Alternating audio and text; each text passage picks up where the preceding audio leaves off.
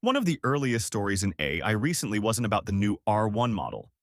Surprisingly, another unexpected competitor has emerged seemingly out of nowhere to challenge the dominance of 0-1 previews.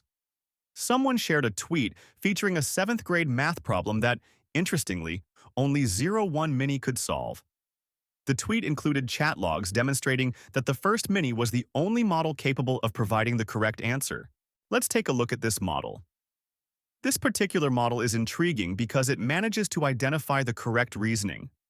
It suggests verifying the reasoning process and determining the possible values of x that would result in exactly 30 zeros within the first 100 terms of the sequence.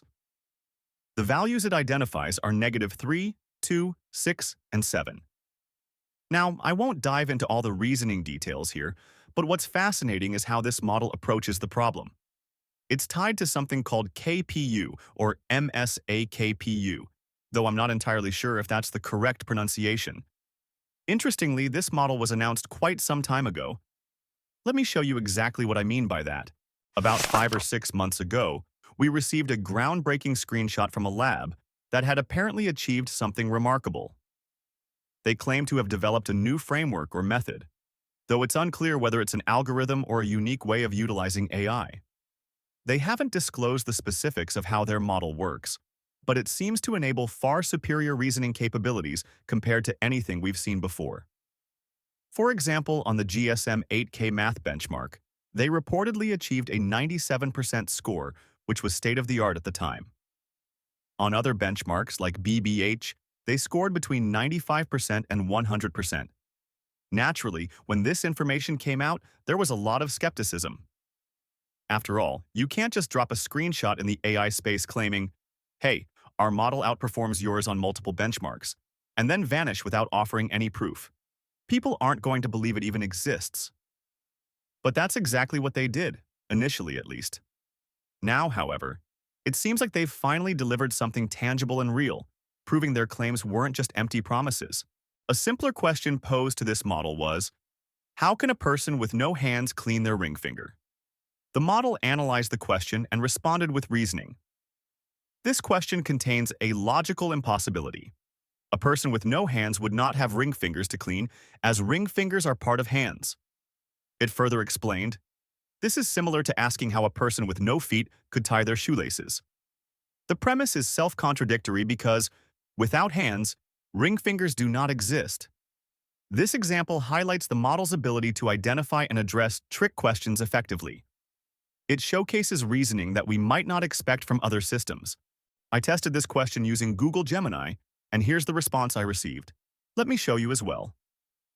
In this section, I decided to input the exact same query into Claude from Anthropic.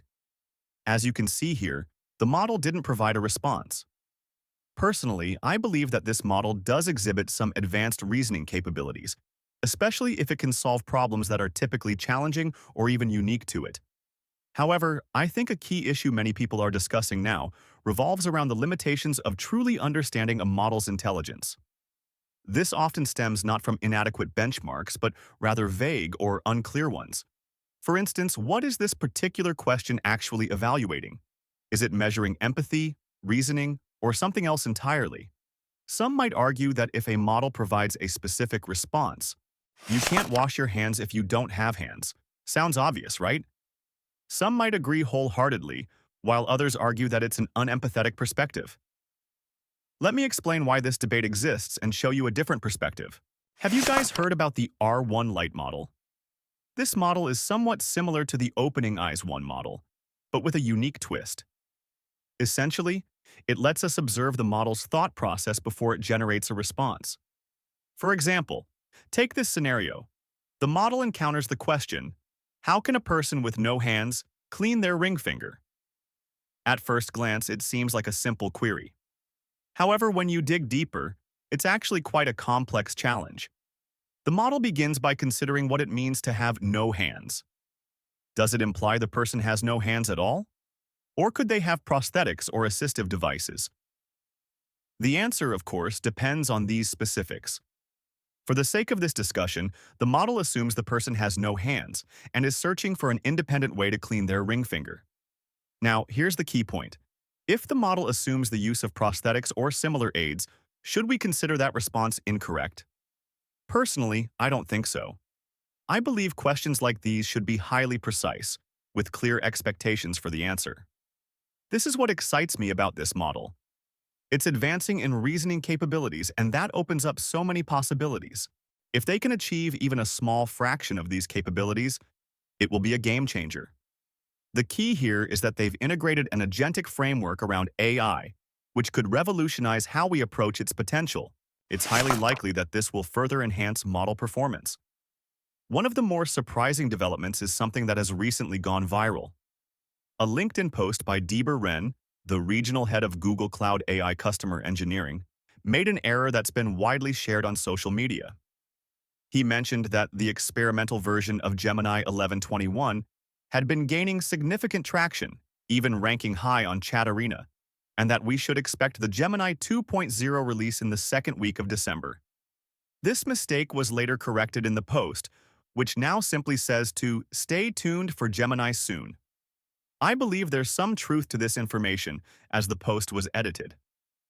Gemini 2.0 seems imminent, especially considering that Google has been teasing it for a while now, and their latest models have already surpassed OpenAI in certain benchmarks.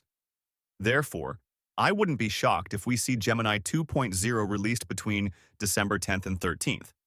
However, it's also possible that the release date could shift. With AI models being so competitive, there's often a race for the spotlight. OpenAI has a history of releasing their models on the same day as Google's, sometimes to overshadow their competition. This happened previously when Google launched search grounding.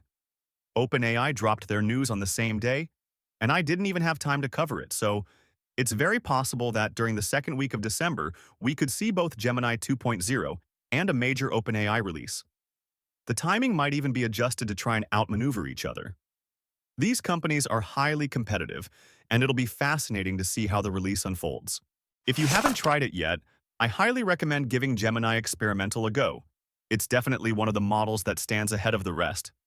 For those who think it lacks reasoning abilities, I've actually adjusted my prompt structure when using Gemini and noticed significant improvements in the responses. Often, when we feel a model isn't performing well, it's just a matter of experimenting with different prompting techniques. Once you do, you'll likely see that it handles tasks much better. OpenAI seems to be preparing to launch a browser soon, which could give Gemini a run for its money.